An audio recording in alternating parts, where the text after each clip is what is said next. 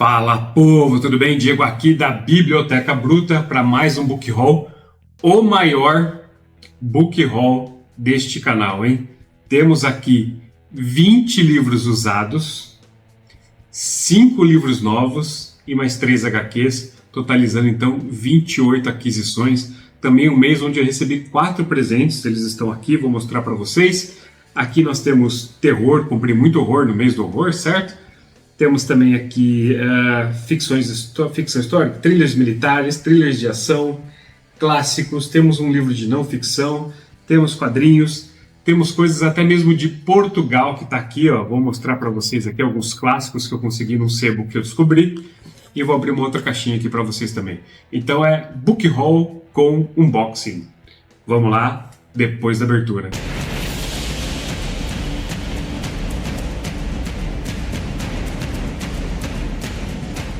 Primeiramente, galera, aqueles recadinhos muito rápido, tá? Como hoje é muita coisa e eu tenho a tendência a tagarelar, a falar pra caralho, eu vou tentar ser mais conciso aqui no que eu falo sobre cada livro, tá? Vou basicamente me focar um pouquinho nas sinopses dos livros e por que eles me interessaram, né? Por que eu fui atrás de pegar eles. E bora pro próximo, tá? Uma outra curiosidade que eu tiver que falar aqui e bora pro próximo. Vamos tentar ser um pouquinho mais sucinto nesse vídeo, senão ele vai ficar extremamente longo. Também já deixei aqui para vocês os recados tradicionais, né? Aí na descrição você vai encontrar o link para o meu Instagram, o link para os canais parceiros do Raves, né? Nosso colega escritor, do Rodrigão 1002 e do Andrew do Arsenal Books. Você também vai encontrar o link para minha lista de desejos e alguns links da Amazon para alguns livros que eu acho interessantes, seja livros que estão aqui no Book Haul, ou seja, algumas outras promoções em andamento nessa esquenta Black Friday 2025, tá certo? Então, fica aí os avisos, bora começar esse vídeo. Começando então, como sempre, com os usados. Eu vou trazer aqui já 3 livrinhos de uma vez, porque são 3 livros do mesmo autor, da mesma série. Estou falando aqui da série O Ciclo do Inimigo, que começa com O Fortim, do F. Paul Wilson, que começa com O Fortim. Olha aí, aqui a gente vai seguir o padrãozinho, né? Edição da Best Bolso. O segundo volume é O Sepulcro. E o terceiro volume é O Toque Mágico. Essas daqui não são as primeiras edições desses livros aqui no Brasil, tá? Tem umas edições da Record, da Record, acho que se não me engano é da Record, lá nos anos 80, eu vou deixar as capas aqui. E esse Ciclo do Inimigo aqui são 6 livros, 5 saíram no Brasil. Mas não se preocupe, eu não considero isso daqui uma série incompleta. Por quê? Olha só o que a parte da sinopse do segundo livro fala.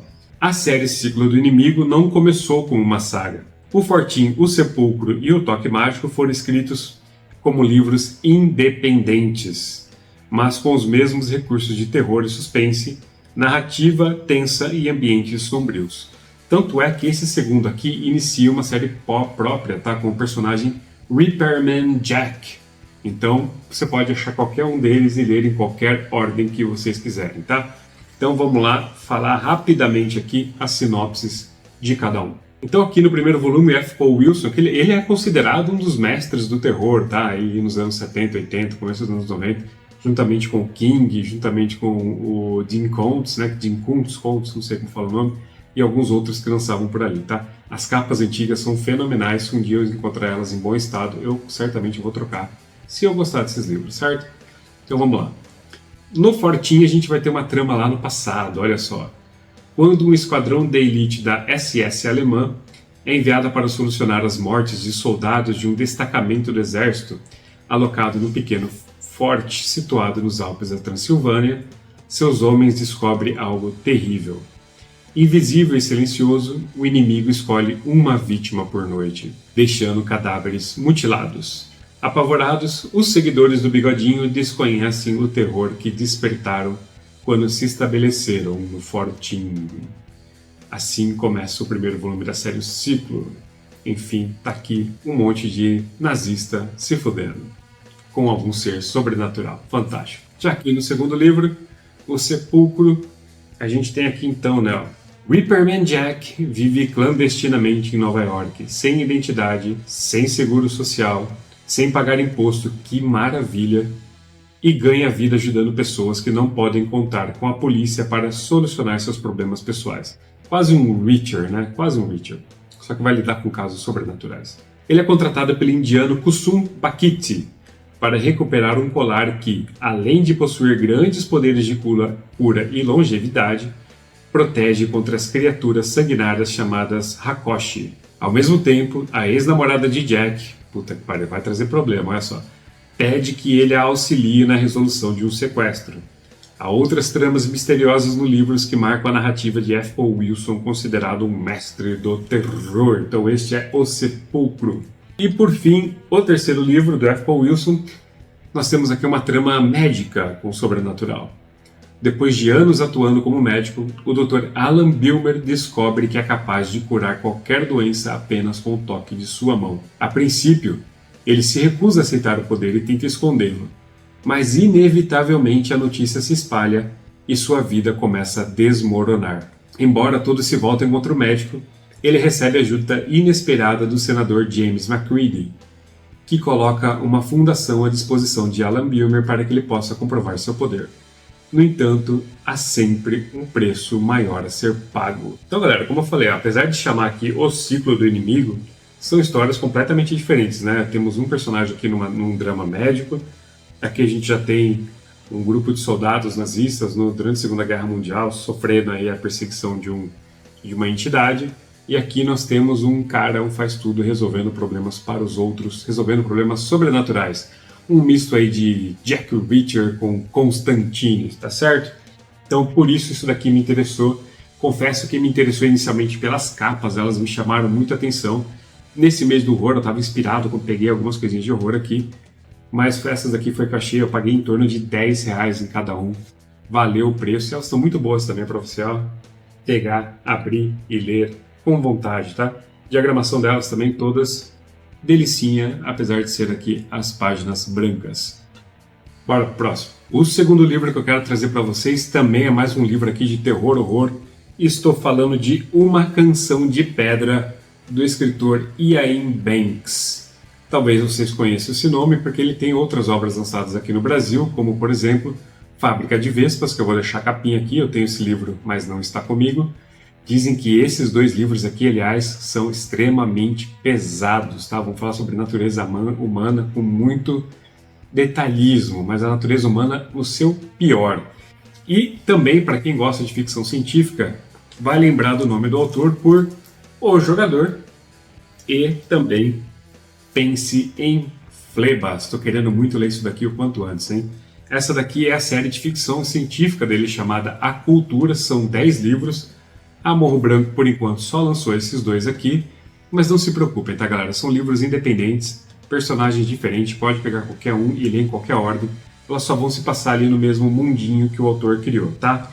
Então fica aí essa dica, vamos torcer para Morro Branco continuar trazendo mais livros dessa série. Voltando aqui então, a gente vai ter uma série que vai se passar numa Inglaterra pós-guerra civil, não se sabe exatamente em que época. Mas vamos à sinopse. A guerra está terminando.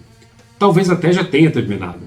Mas para o castelo e seus ocupantes, as dificuldades estão apenas começando. Dizem até que o castelo talvez tenha alguma força que ele exerce ali sobre os ocupantes, né? Que não os deixa sair. Gangues armadas rondam as terras sem lei, onde cada fazenda e casa projetam uma coluna de fumaça negra. Pegar a estrada ao lado de outros refugiados anônimos e esfarrapados parece bem mais seguro que permanecer na fortaleza. No entanto, a líder de um bando fora da lei tem outros planos, e o castelo transforma-se em cenário de um perigoso jogo de desejo, ilusão e morte. Uma Canção de Pedra é um grande exemplo da habilidade de Iain Banks para combinar uma narrativa absorvente com muita imaginação. Com brio, ele brinca com questões morais enquanto cria suspense para retornar, enfim, à moral.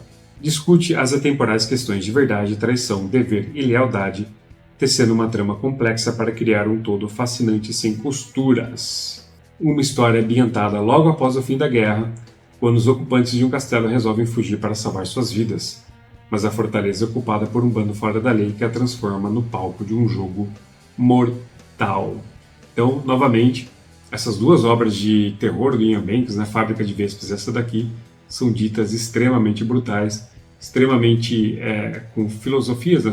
Uma certa discussão filosófica aí sobre a condição humana, sobre a natureza humana, até onde o pior da humanidade pode aparecer.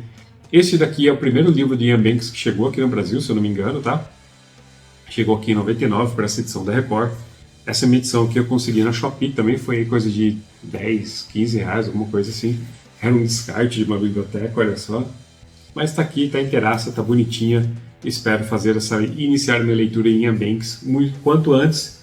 Mas com certeza o primeiro livro que eu vou ler dele vai ser Pense em Flebas. Nossa, tô querendo... essa capa aqui tá muito bonita, né, cara? Porra, Burro Banco. Vamos lá, vamos trazer mais livros do autor, hein? Os próximos 2 livros são da Círculo do Livro. Encontrei numa rápida ida ao sebo aqui da minha cidade. São do mesmo autor, também de terror. Olha só, estamos falando de Jay Anson e o seu já clássico Horror em Amityville. Esse livro aqui tem diversas edições aqui no Brasil. Vou colocar as capas deles aqui enquanto eu falo com vocês. Tem até uma edição antes da Círculo do Livro, da própria, né? Que eu acho mais bonita até, mas é uns 5, 6 anos antes. E eu queria ela, mas achei essa daqui, vai essa daqui, olha, apenas 10 reais, galera. E o outro também do Jason Anderson, 666, O Limiar do Inferno, também por 6 reais. Ambas histórias muito parecidas, tá? Ambas as histórias vão falar aí de casas amaldiçoadas e possuídas e que fazem coisas com seus habitantes. Como de praxe, Círculo do Livro não tem sinopse, então eu trouxe a sinopse aqui no computador, tá? E como eu já falei, acho que a mais recente que saiu aqui do Horror em Amityville foi uma da Dark Side, né? E é dela até que eu tô trazendo a sinopse aqui para vocês, tá? Bora lá. Ó. Depois de passar um período fechada, a propriedade no número 112 da Ocean Avenue volta a abrir as portas para os leitores da Dark Side Books, aqui no caso os leitores da Círculo do Livro. Cercada pela natureza, com janelas amplas e cômodas espaçosas, poderia ser a casa dos sonhos não fosse seu passado macabro e sangrento. Em 13 de novembro de 74, um crime brutal chocou os Estados Unidos. O misterioso assassinato da família DeFeo, em Amityville. Alguns dias depois, Ronald DeFeo Jr., o único sobrevivente do massacre, admitiu ter matado seus pais e 4 irmãos com tiros nas costas, alegando ter sido influenciado por vozes na sua cabeça. Meses depois da chacina, George e Kathleen Lutz adquiriram a antiga residência dos DeFeo por uma pechincha. Galera, não comprem casas que teve assassinato, pelo amor de Deus, vocês estão pedindo para ser possuído, para serem visitados à noite, para ter terror noturno, para ter um monte de coisa, pelo amor de Deus, não façam isso. Por mais barato que seja, eu sei que está em crise, mas por mais barato que seja, não façam isso, tá? Durante o breve período em que moraram em Amityville, estranhos acontecimentos afetaram a vida do casal e seus 3 filhos, levando-os a crer que presenças malignas habitavam a casa. A experiência foi tão traumática que 28 dias depois da mudança, a família fugiu aterrorizada, deixando seus pertences para trás. Não demorou muito para a casa ser considerada mal-assombrada, virando inclusive objeto de estudo dos investigadores paranormais. Ed e Lorraine Warren, que tem aí uma série de livros, né, demonologista e um monte de coisa, é deles. Eu não lembro, mas ele tem uma série de livros aqui com esses caras, né, e filmes também.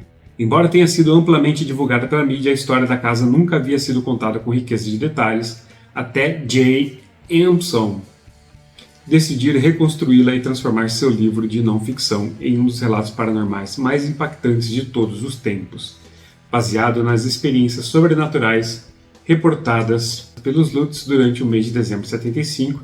Amityville é um dos livros mais pedidos, blá blá blá. Então é isso, essa é a história de Horror em Amityville. Na Dark Side saiu apenas como Amityville. Aqui no livro a gente até tem imagem dos Lutz, que compraram a casa depois, né? Eu já vi documentários sobre esse caso aqui lá no Discovery ID. E, cara, muito bizarro, né? Muito bizarro as coisas que vão acontecer nessa casa aqui. Ó. Aqui a gente tem uns esqueminhas da casa também. Então, um livrinho bem completo. Esse daqui tem tem nem 200 páginas. É, 200 páginas. A minha aqui, infelizmente, ela tá com diversas páginas, mesmo bem internas. Aqui assim, elas estão com umas certas manchinhas, né?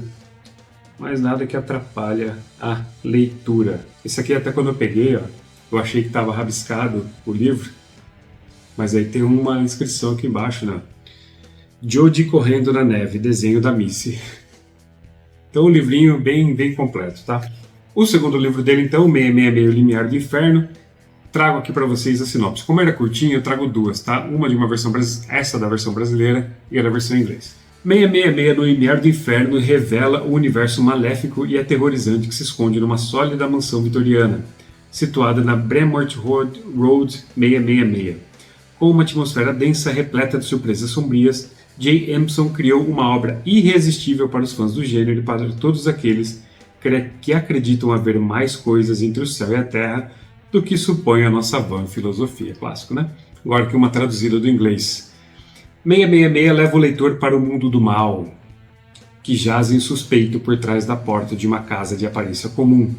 Uma casa que reaparece de tempos em tempos perto de qualquer cidade, esperando de forma convidativa e inocente por alguém que a alugue.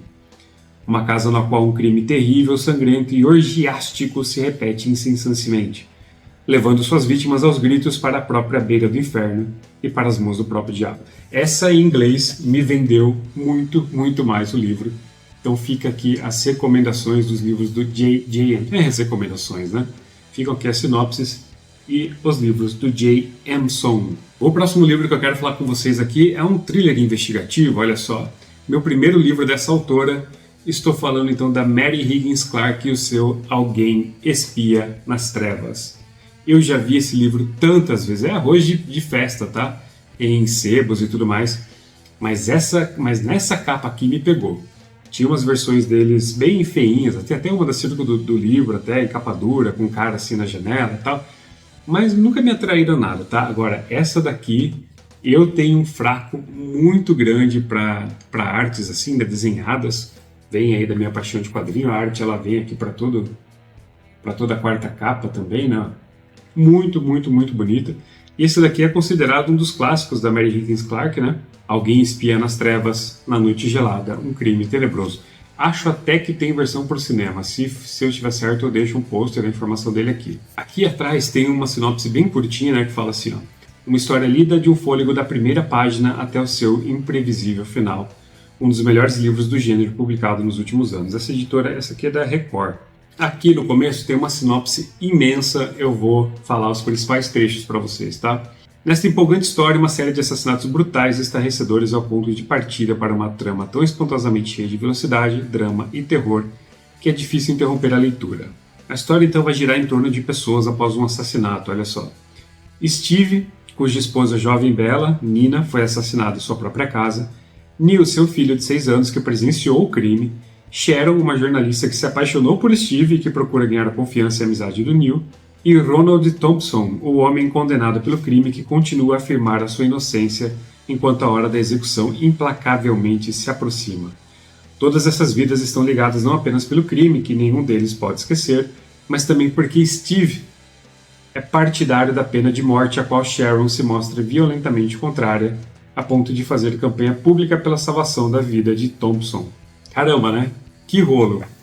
Drama, investigação, romance, interesses, ideologias conflituosas, tudo isso neste livrinho aqui da Mary Higgins Clark, que depois que eu comentei até no grupo, acho que não lembro se foi no grupo do Rodrigão, do Ender, do Arsenal Books, que eu tinha pego aqui, algumas pessoas começaram a falar dos livros dela, e já tô querendo fazer, se eu gostar disso daqui, eu vou querer fazer coleção, e ela tem livro pra caramba, hein? E acho que a própria Record começou a relançar os livros dela uns tempos atrás, aí, com uma padronagem nova, bem bonita, gostei bastante. Então vou ficar de olho, não vou demorar para ler isso daqui, hein? Próximo livro. O próximo livro, então, é um thriller militar de uma série que já tem resenha aqui no canal do Volume 1, uma série longeva, aqui no Brasil chegaram 13, 14 livros, que o Andrew, do Arsenal Books, acabou de lançar um guia mostrando todos os livros lançados no Brasil e o que ficou de fora. E eu estou competindo com o Andrew para ver quem completa primeiro essa série aqui. Agora, para mim, faltam apenas 2 livros. 3, na verdade, faltam 3 livros. Estou falando, então, de Jack Higgins e seu O Anjo da Morte. Este daqui é o 4º livro da série do terrorista tornado espião, agente especial Sean Dillon. Os primeiros livros estão aqui, ó. O primeiro é O Olho da Tempestade, que eu já tenho resenha aqui no canal. O segundo livro é Cabo do Trovão. E o terceiro livro é Terreno Minado. E agora eu consigo a sequência, o 4º livro, O Anjo da Morte. Então vamos lá, sobre que vai ser essa aventura do nosso amigo Sean Dillon. O 30 de janeiro, com letras maiúsculas, tá? Então é o nome de uma organização, não parece ter preferência por um ou outro alvo. Suas bombas são dirigidas indiscriminadamente a irlandeses católicos e protestantes, israelenses e árabes, americanos e russos. Agora a vítima escolhida é o senador americano Patrick Keogh, enfim, mediador de um acordo de paz na Irlanda do Norte, e só quem pode impedir o atentado é Sean Dillon, ex-agente do IRA, uma organização terrorista, e agora parceiro do general de brigada Charles Ferguson nas forças de elite britânicas. Personagem de romances como Terreno Minado e Cabo do Trovão, que eu acabei de mostrar para vocês, Sean Dillon é uma criação genial de Jack Higgins, o inglês que viveu até os 12 anos em Belfast, convivendo com atentados à bomba e tiroteios. Ele é formado em Sociologia, Psicologia Social e Economia pela Universidade de Londres.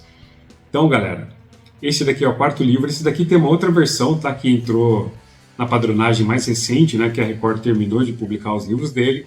Então você vai ver que até lá o sexto livro, todos eles têm mais ou menos essa carinha aqui.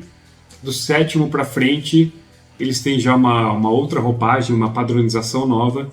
Este daqui também tem nessa padronização nova. Acho que em algum momento foi intenção da Record relançar a série, mas ela parou por aí, tá? Não teve mais nenhum que teve essa padronagem e ela nem seguiu em frente para terminar a série como um todo. Mas é isso. Então, mais um livro do Jack Higgins, O Anjo da Morte. Pro Book Haul do ano, eu falei 2, né, em vez de 3 no começo, porque pro Book Haul do mês que vem já tem pelo menos mais um livrinho do Jack Higgins aí, hein? Eu vou ganhar essa competição, Andrew. Nosso próximo livro também é mais um thriller de ação que eu também achei nessa viagenzinha ao sebo. Estou falando de Juramento de Vingança, do David Morrell. Olha o precinho lá, outro por apenas R$10. Sebos são maravilhosos.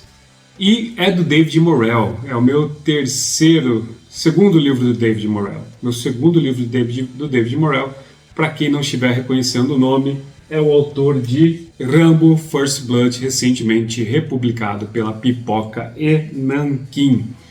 David Morrell tem muitas obras, todas elas puxando aqui para algo um pouco mais de ação, né?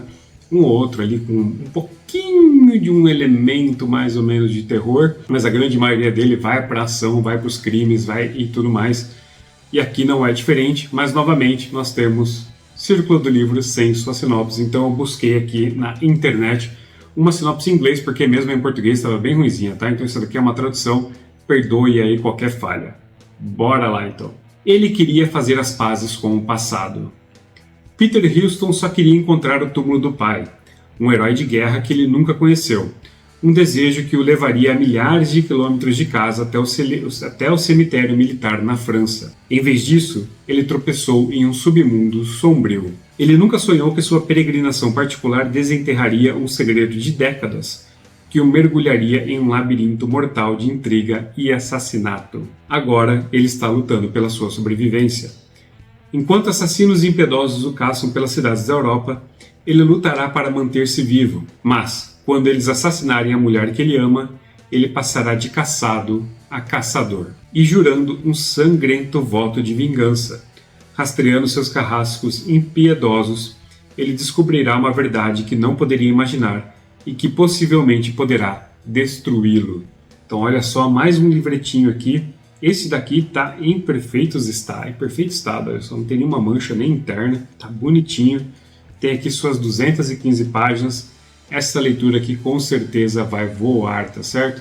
Tem muita coisa do David Morrell que eu ainda quero, tem uma trilogia que eu até vou mostrar um livrinho aqui para vocês ainda, hein? Vai tá naquele pacote lá que eu falei para vocês. Já já eu mostro. Então, bora pro próximo. O próximo livro que eu quero trazer para vocês foi mais um aqui da Círculo do Livro que eu peguei nessa pequena rápida ida ao sebo aqui da minha cidade. E estou falando de SSGB do Len Deighton. Aqui, galera, esse aqui foi um pouquinho mais caro, acho que foi uns R$15, se eu não me engano. Mas aqui nós vamos ter uma história alternativa, onde o Hitler conseguiu invadir com sucesso a Inglaterra e dominar todo o país, tá? Então a gente vai ter uma Inglaterra sob dominação nazista. Novamente, como não tem sinopse, vamos para a sinopse traduzida novamente, tá? Vamos lá. 1941. A Inglaterra foi invadida e derrotada pelos alemães. O rei é um refém na torre, a rainha e as princesas fugiram para a Austrália, Churchill foi executado por um pelotão de fuzilamento. Ingleses estão sendo deportados para trabalhar em fábricas alemãs e a temida SS está no comando da Scotland Yard. Londres está em choque. A aparência da vida cotidiana é um pesadelo ambulante de uniformes, artefatos e regulamentos alemães. Existem colaboradores e aproveitadores, mas há outros trabalhando com a esperança em segredo e o perigo desesperador contra o invasor. E ainda outros vivem de vidas estranhamente ambíguas, e ninguém mais do que o detetive e superintendente Douglas Archer, Archer da Yard, como a imprensa gosta de chamá-lo, que tenta manter uma instituição peculiarmente, quase sagradamente britânica sob um chefe nazista. Archer começa a trabalhar no que parece à primeira vista um caso de assassinato de rotina, mas de repente um chefe da SS voa pessoalmente para supervisionar a investigação atual. E Archer é mergulhado profundamente em uma batalha de espionagem para a qual está completamente despreparado e onde o que está em jogo é incrivelmente alto. Estamos lidando com algo que pode se provar tão mortal que nem mesmo a peste negra se compararia às suas consequências. Então aqui nós vamos ter todo esse jogo do nosso Archer da Scotland Yard sobre domínio nazista na Inglaterra, tentando fazer uma investigação de algo que é muito maior do que ele imagina, muito maior do que as capacidades dele. Me pareceu interessante pra um caralho isso daqui, hein?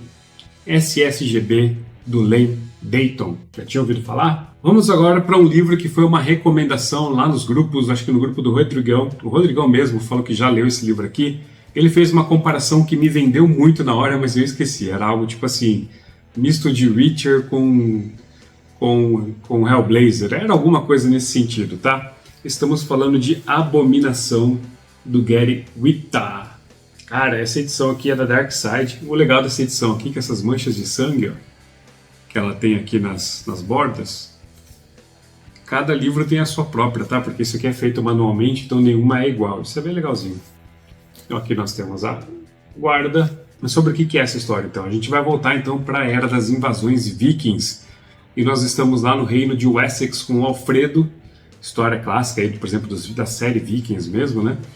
Só que aqui o Alfredo ele vai se utilizar de magias para conseguir vencer os vikings. Vamos à sinopse, olha só. Abominação reconta um dos capítulos mais sangrentos da história da Inglaterra.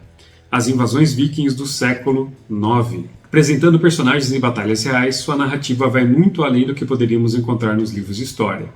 Com influências de Lovecraft e Game of Thrones, vem sendo recebido mundo afora como um novo clássico. O reino de Wessex foi o único da Inglaterra que escapou dos invasores nórdicos. Seu rei, Alfredo, negocia um acordo com os bárbaros do Mar do Norte, mesmo sabendo que eles não são adeptos da paz.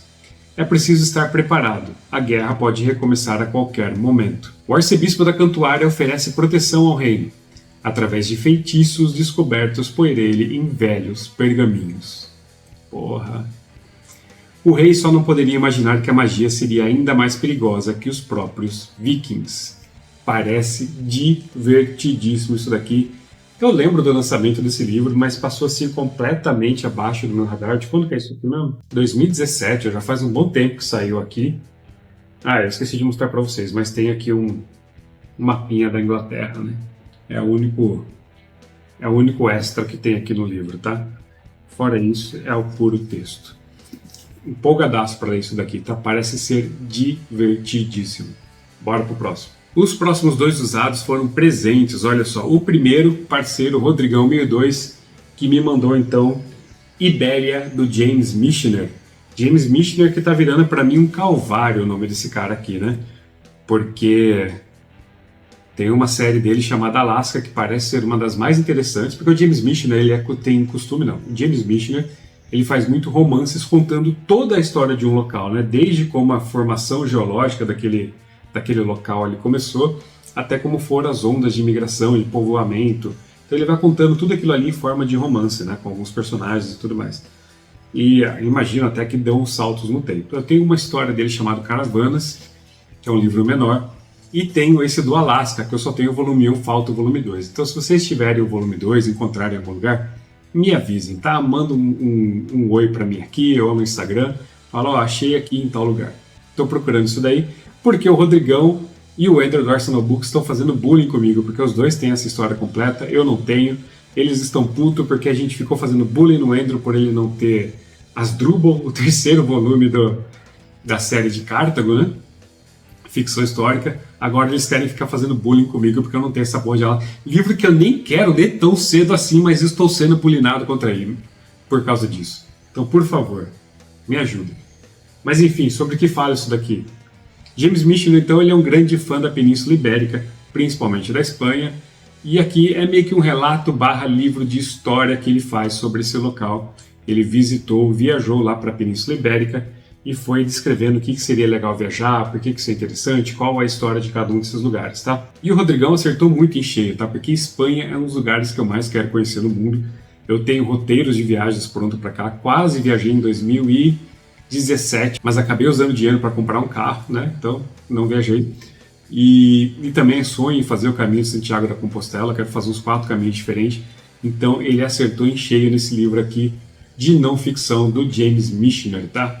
Então, se vocês encontrarem, lógico que vai ter atualização, vai ter informação que eu vou precisar atualizar, mas gostei muito de receber isso daqui, vai com certeza ser algo que eu vou consultar, porque quero fazer essas viagens o quanto antes também, tá? E veio até o antigo dono aqui, deixou até uns roteirinhos aqui dentro. Legal pra caramba, viu? Rodrigão, muito obrigado, confiram lá o canal dele. O próximo livro foi um presente lá do Andrew do Arsenal Books, meu parça, que me colocou aqui em mais uma série, mas pelo menos essa série tem apenas 2 volumes, só que ele me deu o segundo, olha aí, vou ir atrás do primeiro sem problemas, tem o primeiro no sebo aqui da minha cidade, já vi, já tem 2 versões lá, preciso passar lá buscar. Estamos falando aqui então de meu primeiro livro, ó, do David Baldacci, Livrai-nos do Mal. O primeiro livro se chama Toda a Verdade. O David Baldacci era um autor aqui que passava bastante desapercebido por mim, tá? O Andrew, que veio chamando a atenção para ele, ele viu uma entrevista do David Baldacci com o Jack Carr no podcast dele. Eu comecei a ver esse podcast, tá bem interessante mesmo essa entrevista. E o David Baldacci, ele tem diversas séries, todas elas muito curtinhas, assim, 2, 3, 5 livros no máximo, e algumas delas chegaram aqui no Brasil e chegaram completa, tá? Então isso é muito interessante, isso é muito legal, não ficar com buraco na coleção. Como esse daqui é o segundo volume, e é uma duologia apenas, não vou ler a sinopse dele, vou trazer para vocês a sinopse do primeiro volume, tá certo? Matt é Matthew Pender, da Pender Associates, uma organização obscura especializada em gerar situações aparentemente impossíveis para seus clientes. Às vezes, esses serviços se estendem ao gerenciamento e criação de conflitos armados. Quando Matt Pender é solicitado por seu cliente, o maior empreiteiro de defesa do mundo, a manipular 2 nações uma contra a outra, uma série de eventos chocantes e surpreendentes é desencadeada, que possivelmente levará o mundo à beira da Terceira Guerra Mundial. Tudo isso em busca de lucro, maldito capitalismo. Neste thriller épico com um pano de fundo global, David Baldacci entrega todas as reviravoltas, personagens envolventes e ritmo impossível de largar que os leitores passaram a esperar deste mestre contador de histórias. Chegou o correio, próximo livro. A pilha está crescendo, mas ainda tem mais. Vamos agora então abrir este pacotinho que eu falei para vocês. Temos aqui mais 7 livros. Caramba, hein? 7 livros usados, 7 livros mais antigos. Já dei um spoiler de que tem um David Morel. Então vamos ver o que a gente tem aqui, hein? Temos uma caixa da Amazon, não. Não. Que piada ruim. Ó, esse primeiro aqui, será que vai dar para tirar? Vai. Tá embrulhadinho, bonitinho. Essa capa aqui é sensacional. Estamos falando de uma história do Christopher Wood, de um personagem que ele não criou. James Bond em 007 contra o Foguete da Morte. Olhem essa capa maravilhosa. Publicação da editora Record.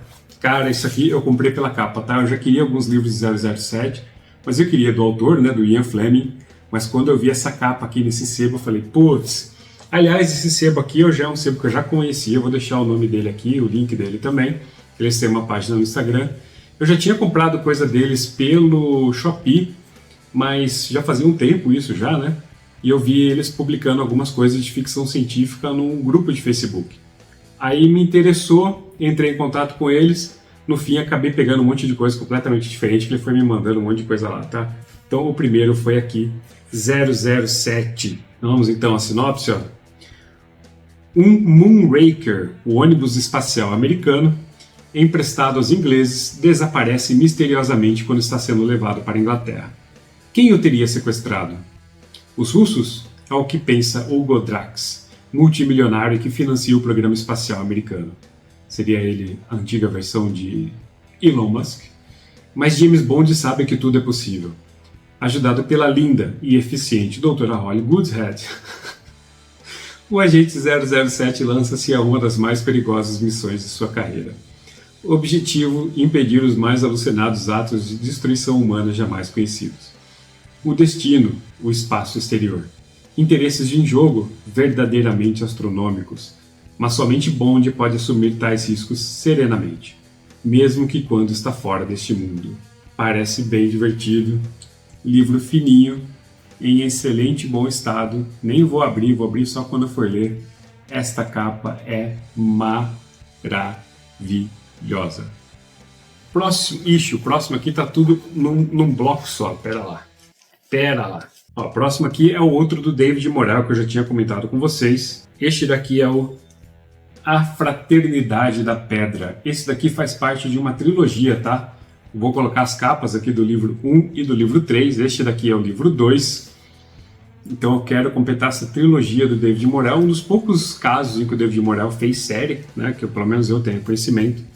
E vai ser esse daqui, então. Isso aqui faz parte, como eu falei, né, faz parte de uma trilogia, esse é o livro 2, então logicamente não vou ler o volume 2 dele. Eu não sei exatamente como estão conectados esses livros, mas pelo que eu pude entender, todos eles vão tratar aí de seitas, tá? Então vou ler para vocês a sinopse do primeiro volume, chamado A Irmandade da Rosa. Aqui a gente vê que é a Fraternidade da Pedra. O terceiro, eu esqueci o nome, vou deixar a capa deles aqui para você. Mas tem alguma coisa a ver com neblina, alguma coisa assim, vai ficar aí. Então vamos à sinopse, ó. Esse é do primeiro volume, hein? Eles eram órfãos, Cris e Sol, criados em uma escola na Filadélfia para os meninos, ligados pela amizade e dedicados a um misterioso homem chamado Elliot. Ele os visitava e lhe trazia as doces. Tratava os dois garotos como filhos, e ele os treinou para serem assassinos. Agora Elliot está tentando desesperadamente matá-los. Abrangendo o globo e cheio de ação de parar o coração, A Irmandade da Rosa é um romance surpreendente sobre lealdade, feroz e violenta traição, assassinatos planejados e friamente executados, e vingança amarga e urgentemente desejada. Então, se vocês toparem aí com esses dois livros, tiver aí de fácil acesso, me manda mensagem que eu faço Pix. Tiver em boas condições, né? Faço Pix, compro no link, enfim. Tá certo? Conto com vocês. Os próximos, eles estão todos juntos aqui, eu vou ter que abri-los, não vai ter jeito. Mas são todos livretinhos de bolso de uma coleção portuguesa, tá? Que só tratava de ficção científica e fantasia. Vocês têm costume em ler coisas em português de Portugal? Eu já tentei ler algumas coisas lidei bem, outras coisas não. Eu tenho o volume 3 de Shannara ali, né, que ele é de português de Portugal, porque aqui no Brasil nunca foi completo, mas resolvi fazer essa aposta aqui, não é por serem livros menores, né? Achei que talvez não sejam tão sofridos. Vou ter que abrir o outro aqui também, tá? Porque as séries estão meio separadas aqui, mas vamos lá. Aguenta aí. Pronto, ufa! Os primeiros que eu quero mostrar para vocês aqui eu falei que eram só 7, né? E parece que vai ter mais, mas é que na verdade esses livros, em Portugal, eles têm o costume de dividir livros em 2 partes, né? E aqui, olha só, ficaram. Então aqui é um livro só chamado Titã, do John Varley, série de 1979, nunca chegou aqui no Brasil, pelo menos não que eu tenha conhecimento, tá? Por isso que eu fui atrás dessa portuguesa aqui, dessa coleção. E eu peguei também a sequência dela, é uma trilogia, então agora eu tenho o volume 1 e tenho o volume 3 que chama Demônio. Essas capas são maravilhosas, como eu adoro essas capas dos anos 70, 80. Não sei o que elas têm, o que elas me atraem tanto. Não pode ser nostalgia, porque eu nasci no fim dos anos 80, né? Mas ainda assim, elas me atraem demais. Coisa que eu lembro previamente é que é muito bem conceituado, quase ganhou prêmios lá fora, ou chegou a ganhar prêmios também, né? Olha, até fala aqui, né? Autor galardoado com os prêmios Hugo e Nebula. Não sei se foi exatamente por essa obra aqui, tá? Mas eu lembro que a obra vai se passar em Titã. Então aqui, Titã é Gaia, um ser de tamanho desmedido na órbita de Saturno. A comandante Sirocco Rock Jones e a sua tripulação depressa concluem que este corpo estranho é produto de uma inteligência alienígena. Abandonando todos os planos estabelecidos, a Ringmaster tenta examinar a enorme estrutura metálica, mas Gaia atrai a tripulação para o seu interior. Rock vive então uma odisseia neste mundo imprevisível, cheio de perigos inesperados e descobertas espantosas que a levará à inteligência superior que governa Gaia. E aqui nós temos a continuação, né? Depois de um período indeterminado, Rock e sua tripulação são atirados para o incrível mundo interior de Titã, um caleidoscópio orgânico de uma terra encantada, onde vivem centauros, arpias, anjos e monstros. Embora esse mundo pareça bom demais para ser verdade, Rock está decidida a reencontrar a tripulação, restabelecer o seu comando e descobrir a verdade. Então, aqui eram 2 livrinhos, que lá em Portugal era um livro que lá em Portugal eles dividiram em 2, mesma coisa com o 3º volume. Me falta então o 2º, que eu vou deixar as capas aqui. Gostei demais disso daqui. Eu já tenho, lendo coisa em português, galera, para mim a maior dificuldade são falas, tá? Porque quando os personagens falam, aí vem com aqueles todos trejeitos e maneirismos do português de Portugal, né? Mas com relação à narração, geralmente é bem tranquila. Pelo menos eu achei, né? Bem tranquilas. O próximo aqui, ó, da mesma série, se chama, é do Robert Silverberg, Os Correios do Tempo. Fantástica capa. Gostaria de ver mais coisinhas nesse formato aqui. Este daqui, infelizmente, é volume único. Temos aqui apenas 184 páginas. Está em excelente estado para a idade dele, né? Por ter viajado aí o globo. Eu não sei se essas edições eram lançadas aqui no Brasil. Porque até que tem bastante coisa, tá? Dessas coleções argonautas, etc. aqui. Eu não sei se é tudo importado ou se chegava aqui normalmente nas nossas livrarias. Se alguém souber dessa curiosidade, deixa aí nos comentários, tá? Mas vamos lá, sobre o que é isso daqui, ó. As viagens no tempo envolvem imponderáveis de toda a espécie. Quando um indivíduo de uma época pretende conquistar uma mulher que vive em outra, que problemas e obstáculos podem surgir? Muito vago, eu lembro que é sobre o entregador, ele é um cara dos correios, só que viaja no tempo para entregar suas correspondências, né? Vou procurar uma outra na internet aqui e já trago para vocês. Vamos lá, ó. Ser um mensageiro do tempo era um dos melhores empregos que Judson Daniel Elliott já teve. No entanto, era complicado levar grupo após grupo de turistas de volta ao mesmo evento histórico, sem esbarrar consigo mesmo na chegada ou na partida. Mais complicado ainda era evitar a tentação de se envolver intimamente com o passado e interferir nos eventos futuros. Os impedimentos para tais ações eram assustadoramente eficazes. Assim, Judson Daniel Elliott seguia o manual, até que ele conheceu um grego em Bizâncio que lhe mostrou como as regras foram feitas para serem quebradas, e aí eu acho que nesse momento ele vai se apaixonar por essa mulher de outro tempo. Novamente, uma capa fantástica e novamente um livro que não saiu aqui. Teve um que ele me mostrou lá. Vou deixar a capa aqui, tá? Que eu quase peguei, mas antes de todos eles, antes eu pesquisei para ver se tinha a versão aqui, essa tinha. Então agora eu estou em busca dela. Mas fica aqui então Os Segredos do Tempo. E por fim, uma trilogia de fantasia do Michael Moorcock, olha só. Que começa aqui com A Cidade de Neblina Verde. Belíssima capa também. Esse daqui foi o que estava em pior estado, tá? Mas ele fez por R$5, eu só peguei porque para não deixar a trilogia incompleta, faltando justamente o primeiro volume, né? Esse daqui eu acho que é o que tem mais chance de sair aqui no Brasil, tá? Essa trilogia. Então, A Cidade de Neblina Verde, com o segundo volume, O Senhor das Aranhas, e mais uma belíssima capa. E por fim, o terceiro volume, Os Senhores do Fosso, outra belíssima capa aqui para essa edição, tá? Então é uma trilogia, tenho ela completinha.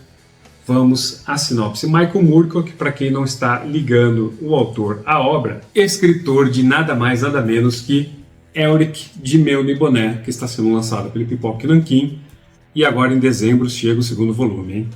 E virando o ano tem resenha desse livro aqui. Falta ali o último conto, tem 4. O último conto não, a última história, tem 4 aqui dentro, tá? Então vamos à sinopse. Para Michael Caine, cientista na Terra do século XX e guerreiro em Marte do passado, esta é a aventura maravilhosa e recheada de emoção que a cidade da Neblina Verde lhe proporcionou, quando um aparelho de transmissão de matéria o transportou para um estranho local com um céu cor de limão.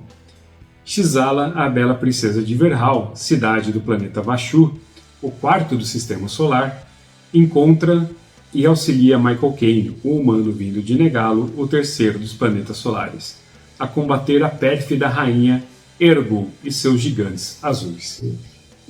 Uma fantasia viajada como só Michael Moorcock pode trazer. Será que tem spoiler na resenha dos outros aqui? Ó? Na resenha, não, na sinopse, né? Vai dar mais ou menos sinopse, mas aqui diz, né? Completa-se com essa obra a trilogia marciana de Michael Moorcock. Então tá aí o último livrinho que a gente conquistou aqui, que a gente conseguiu pegar. É a trilogia marciana do Michael Moorcock, escritor de Elric e tantos outros livros. Bora para os livros novos, que isso aqui já está ficando muito longo. Os próximos 2 livros foram presentes do meu colega Clésio, que tem uma página lá no Instagram, excelente página, aliás, chamada Parada Literária. Vão lá conferir se vocês querem ver excelentes resenhas escritas por ele lá. Tá? Ele não faz vídeos, ele faz resenhas escritas, mas de livros muito fora da curva, livros clássicos ou com muita pegada de clássico, você vai encontrar tudo por lá, tá? Então, Clésio, muitíssimo obrigado por A História Sem Fim do, eu sempre esqueço o nome dele, Michel Ende, e também Crime e Castigo do Dostoiévski. Uma história que eu já li, que eu só vi o filme, né? Eu até estava comentando com ele me deu isso daqui justamente porque eu estava comentando com ele no grupo, no grupo do Rodrigão, tá? Logo a gente vai ter um grupo nosso aqui também. Que, cara, História Sem Fim era um desses filmes que eu tenho medo de reassistir para não quebrar um certo, sei lá, encantamento, nostalgia boa que eu tenho na cabeça. E ele veio me falando que o livro era muito melhor e que ele ia me dar de presente, então tá aqui o livro. E o filme mesmo, eu nem lembro exatamente muito bem dele, tá? Mas esse presente aqui já virou leitura para o ano que vem. Vou ler ele como livro do Dia das Crianças, em outubro do ano que vem, tá? Então esperem uma resenha no próximo Dia das Crianças. Vamos à sinopse. Em um antiquário, Bastian Balthazar Bux encontra um livro que o fascina de forma mágica, A História Sem Fim. Ele lê sobre o reino de fantasia, onde o nada se propaga cada vez mais de maneira assustadora. Culpa disso é a misteriosa doença da pequena imperatriz, que precisa de um novo nome para recuperar a saúde. Este nome só pode ser dado por uma criança humana. Seria Bastian a criança capaz de salvar o reino de fantasia? Junto com o jovem guerreiro Atreyu e o dragão da sorte chamado Fulkur, eles se entregam à viagem na qual cada minuto importa. Clássico da literatura alemã. O próximo aqui é um livro que eu já li, tá? Eu já li esse livro aqui 2 vezes, uma há muito tempo atrás, a outra foi uma leitura lá na pandemia. Eu li aqui na versão da editora 34. Cadê? Aqui, ó. A última leitura que eu fiz foi aqui na editora 34, mas eu tinha vontade de pegar isso daqui, tá? Eu também tenho Os Demônios dessa coleção, que foi presente também, presente da minha esposa, e porque eu quero conhecer a tradução do Oleg, que dizem ser um pouquinho mais fiel, né? Então vamos abrir aqui este livro. Olha aí, belíssima edição. Cara, essas edições aqui do Dostoiévski, do Dostô, pela Martin Claret, estão lindíssimas. E essa aqui já é a versão corrigida, né? Porque a primeira versão desse livro, as letras vinham na mesma cor das páginas aqui, né? Então elas vinham em vermelha. Todos esses livros dele, cada um tem uma cor e cada letra vinha, cada texto vinha com a mesma cor das bordas, né? E aí o pessoal reclamou que alguns estavam difíceis de ler, o pessoal daltônico e tudo mais. E aí eles, nas últimas edições, nas últimas reimpressões, eles mudaram então para o vermelho. Clássica história, né? De consciência, de moral, sobre ética. A gente vai ter aqui então o Raskolnikov cometendo um crime, né? Porque ele acha que aquela senhora que tem ali, que está acumulando muito dinheiro ali sobre as costas dos demais pessoas que moram ali naquele prédio, ela é má, ela é maléfica, então ela merece o que está acontecendo, o que ele vai fazer com ela, né? Ela merece ser roubada, certo?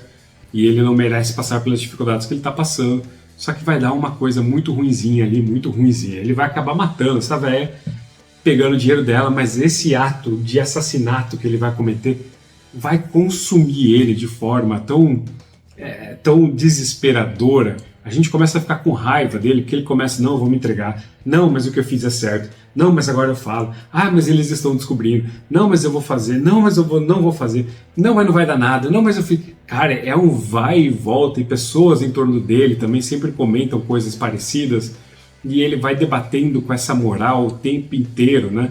Tem um cara que ele conhece, que ele é comunista, ele vai debater bastante com esse cara, enfim, ele vai acabar tendo aí as consequências ou não deste ato, tá? Este livro é fantástico, eu lembro quando eu li ele lá no início da pandemia, eu fiquei remoendo ele por muito tempo, vou com certeza querer refazer essa leitura aqui, mas antes eu quero ler Os Demônios, que eu ganhei aqui da minha digníssima. Vou pegar aqui, só um minuto. Olha aqui, ó. Agora vai se formando uma coleção lindíssima novamente. Muito obrigado, Clésio.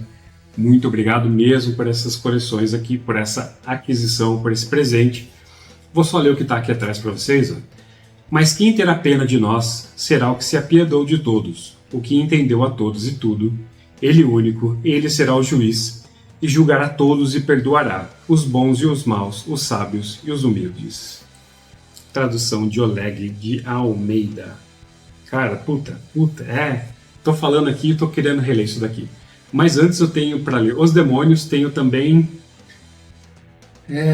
O Idiota e tenho Os Irmãos Karamazov. Eu quero conhecer os inéditos antes de fazer uma terceira leitura dessa obra aqui de novo. Mas de novo, Clésio, brigadão, cara, brigadão mesmo. O próximo é um thriller, olha só, um thriller de ação. Eu estou falando de Ardil 22, do Joseph Heller. Fazia tempo que esse livro não saía no Brasil, uma republicação, tá? Esse livro já é um pouquinho mais antigo e vai contar a história aqui justamente de um ardil, né? Para conseguir um certo objetivo que eu já vou contar para vocês. Deixa eu terminar de abrir aqui, que eu não consigo falar e abrir ao mesmo tempo. Sou homem, porra, não consigo fazer várias coisas não. Ardil 22, olha o blurb que tem aqui, né? Ardil 22 é um livro engraçado. Engraçado de um jeito inclemente, implacável e impiedoso. Eu gostei dessa capa, tá? Gostei bastante. Sinopse. Havia apenas um ardil, e era o Ardil 22, que especificava que se preocupar com a própria segurança diante de perigos reais e iminentes era o processo típico de uma mente racional. Or, o nome do nosso personagem aqui, O-R-R, estava louco e podia ser impedido de voar. Bastava que ele pedisse, e, assim que pedisse, não estaria mais louco e precisaria voar nas missões, mais missões. Or tinha que estar louco para voar mais missões e são para não querer voar. Mas se ele estava são, tinha que voar. Se voasse as missões, estava louco e não precisava fazer isso. Mas se não quisesse voar, estava são e precisava voar. Entenderam? Cara, que loucura, né, velho? Yossarian não quer voar em mais uma missão sequer. Já foram mais de 50 e o número não para de aumentar. Ele pode, é claro, pedir ao médico do esquadrão de combate uma liberação. E o médico pode, é claro, liberá-lo. Porém, sempre tem um porém, só alguém insano pode ser liberado de completar missões. Afinal, quem se coloca em risco de morte em uma guerra só pode ser considerado louco. Contudo, qualquer um que pedisse liberação estaria em pleno domínio de suas faculdades mentais. Ou seja, estaria apto a completar suas outras missões. Este é o Ardil 22. Ambientada na ilha de Pianosa, na Itália, durante a Segunda Guerra Mundial, esta é a história do incomparável e fingido Capitão Yossarian, um herói de guerra que está convencido de que querem matá-lo. Mas quem? Todos que estão do outro lado da guerra, ora. Mas quem dera seu problema fosse apenas o inimigo. Enquanto tenta sobreviver a novas missões, seu próprio exército criou um inferno burocrático com o Ardil 22, do qual é impossível escapar. Algo que Yossarian está mais do que disposto a fazer, com vida de preferência. Um clássico da literatura contemporânea, publicado em 1961, muito legal de ver a Editora Record trazendo este livro de volta pra gente. Estava bem dificinho de achar, eu já tinha ouvido falar dele. Cara, tô muito empolgado para fazer essa literatura aqui, diagramação muito legal também. Deixa eu ver se tem algum extra aqui dentro. Não tem nada, só tem aí os nomes um pouquinho maior, né, dos capítulos. Quase 600 páginas de história. Muito engraçado durante a Segunda Guerra Mundial e burocracias. Porra, quase Brasil, né? Próximo é um clássico, olha só.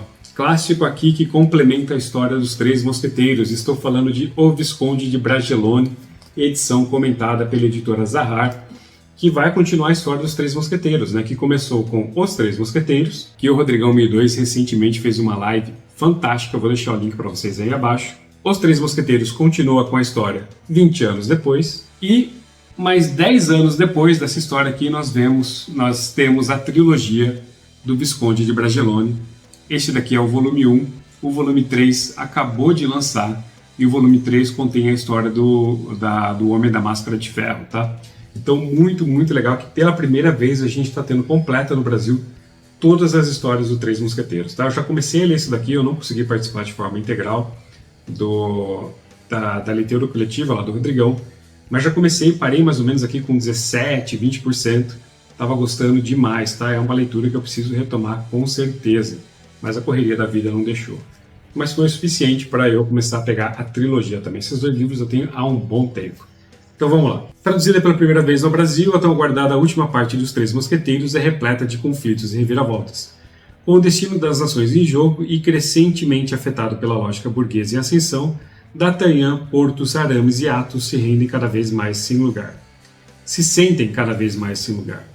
Neste primeiro volume de O Visconde de Bragelonne, os nobres combatentes, agora melancólicos e grisalhos representantes de valores medievais decadentes, contam com mais um companheiro, Raul, filho de Athos, cujo frescor da juventude é também o brilho de uma época que se anuncia. Junto com ele, novos personagens e tramas ganham cena na despedida de uma das sagas mais longevas e memoráveis de todos os tempos, do Alexandre Dumas. Olha, que aguarda. Diferente dessas 2 edições que são comentadas e ilustradas, toda a trilogia do Visconde de Bragelonne é apenas comentada, tá, galera? Deixa eu mostrar aqui para vocês, ó. Então, em diversos trechos, aqui no finzinho, tá? A gente vai ter as notas do editor, tá? Do tradutor, desculpa. Então, tá aqui. Vamos iniciar também essa trilogia do Visconde de Bragelonne. Próximo. O próximo é o segundo unboxing aqui, né? Deste nosso videozinho. E a continuação de uma trilogia de fantasia que eu já fiz o Catarse por 3º volume, que lança em março. Estou falando então aqui, olha só o que tem aqui no box. Temos um marca-página. Temos também um pôster, é isso? Ah, um pôster mapa do reino de Netiel. Olha só que legal. Pôster mal, vou colocar aqui assim para vocês verem mais fácil. Olha aí. E temos aqui também o livro, então, volume 2 do Jogo do Rei, Em Busca do Reino, escrito pelo nosso amigo Reeves LB. O primeiro volume é aqui, ó, O Jogo do Rei, Em Busca da Coroa. Então tá aí os 2 primeiros livros dessa trilogia que o Reeves vai concluir no comecinho do ano que vem, em março. Se ainda tiver em andamento o Catarse para ele, eu vou deixar o link aqui, tá? Então vou trazer para vocês a sinopse só do volume 1, tá? Porque se eu trazer do volume 2, muito provavelmente teremos spoilers. Muita gente já tá lendo isso daqui, que eu tô conferindo. O pessoal puto com o Reeves por ele tá matando gente adoidado, até mesmo animais. Caralho, hein, Reeves? Porra, assim que ele concluir essa série, então, eu vou com certeza começar a leitura da saga do Jogo do Rei. Então vamos para a sinopse do primeiro volume, vamos lá. Rúbio é o filho bastardo do rei de Minalcar, sendo também o único herdeiro. Quando ainda bebê, viu o reino de seu pai cair diante da fúria dos orcs e foi levado junto aos sobreviventes da guerra para um reino inimigo, onde além de encontrarem refúgio, encontraram também pobreza e humilhação. Para o seu miserável povo, Rúbio representa a esperança de dias melhores. Afinal, o rei há de retomar sua coroa e suas terras para devolver aos refugiados o seu lar e sua paz. Mas, para a rainha do reino onde habita, Rúbio representa uma grande ameaça e simboliza a maior traição e vergonha que já sofrera em toda a sua vida. O jovem Rúbio, por sua vez, precisa lidar com a herança maldita de ser um rei sem reino, sem tesouro, sem exército e muitas vezes até sem comida. Como pode alguém tão pobre ser capaz de conquistar um reino inteiro para o seu povo? A história de Rúbio e a tragédia de Minalcar se passa no mundo fantasioso de Carbion, mais especificamente na Shivambar, terra onde a magia é monopolizada pelos magos do grande colégio de Michello. Envolto em complexas tramas políticas, Rúbio conta com sua lendária espada para vencer monstros desafios e uma árdua jornada. Com seus amigos e com a mentoria de antigos guerreiros, ele aprende muito mais do que esgrima e magia, mas também sobre dever, honra, amizade e família. Inspirado em livros como O Nome do Vento, Senhor dos Anéis e As Crônicas de Gelo e Fogo, este livro de fantasia sombria traz um novo significado sobre o que é ser rei, colocando a visão cristã do sacrifício dentro do contexto da nobreza e quebrando, assim, o estereótipo de monarcas hedonistas e de heróis que buscam a glória e o renome acima de tudo. Fantástica essa sinopse, fantasia sombria, pode ir com segurança. Rodrigão já tem resenha, Rodrigão, aliás, tem resenha e vídeo entrevista com Raves. Raves tem seu próprio canal, é um dos parceiros aqui do canal também. Mas ó, quando eu ler também eu vou ser bem justo no que eu vou gostar e no que eu não vou gostar, tá? Não é porque o Raves é amiguinho não que eu vou passar pano pra ele, hein? Mas estou muito empolgado para isso aqui, estou só esperando chegar ao terceiro volume em março para a gente começar a leitura de O Jogo do Rei, tá? Valeu!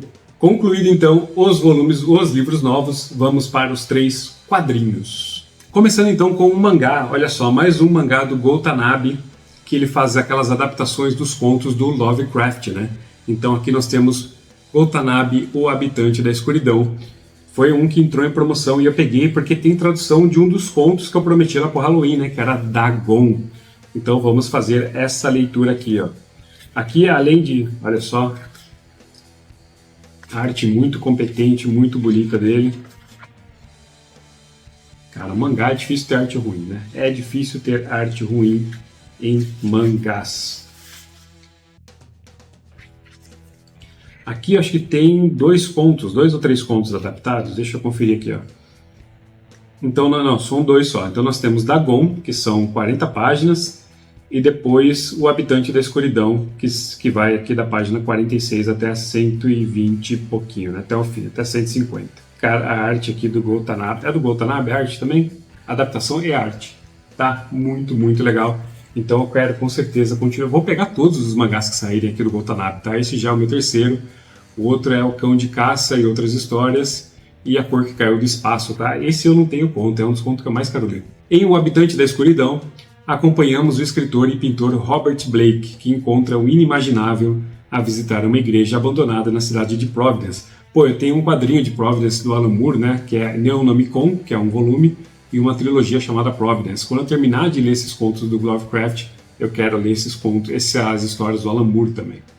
Que visitaram uma igreja abandonada da cidade de Providence, ignorando os avisos para se afastar do local. Blake se depara com manuscritos secretos, imagens do desconhecido, livros proibidos e um artefato antigo, capaz de invocar um ser terrível das profundezas do tempo e do espaço. Ao se aproximar da verdade, todos conhecerão o trágico destino dos que ousam libertar o que veio da escuridão. Go Tanabe e então O Habitante da Escuridão. Próximo. Eu não costumo mostrar esse tipo de HQ que eu adquiro aqui, tá? Que eu pego bastante por mês, porque é mais mensal, né? Umas coleçãozinhas não menores, né? Mas regulares. Mas esse daqui eu trouxe para mostrar O Rei Spawn, volume 1. Spawn, eu assinei aquele Spawn Origins, né? Que está contando desde o volume 1 do Spawn. Spawn eu já tinha lido até a edição 24, eu tinha um Deluxe da Image Comics, que eu tinha os 2 primeiros volumes, cada um trazia 2 edições. Vendi eles, agora a Panini está relançando aqui. Pela Panini eu só li o primeiro arco, né, os 12 primeiras edições. E a Panini também está lançando um Spawn comum, que pega ali da edição 298 ou da edição 300 para frente, que é onde teve um certo um soft reboot, assim, mais ou menos, na série.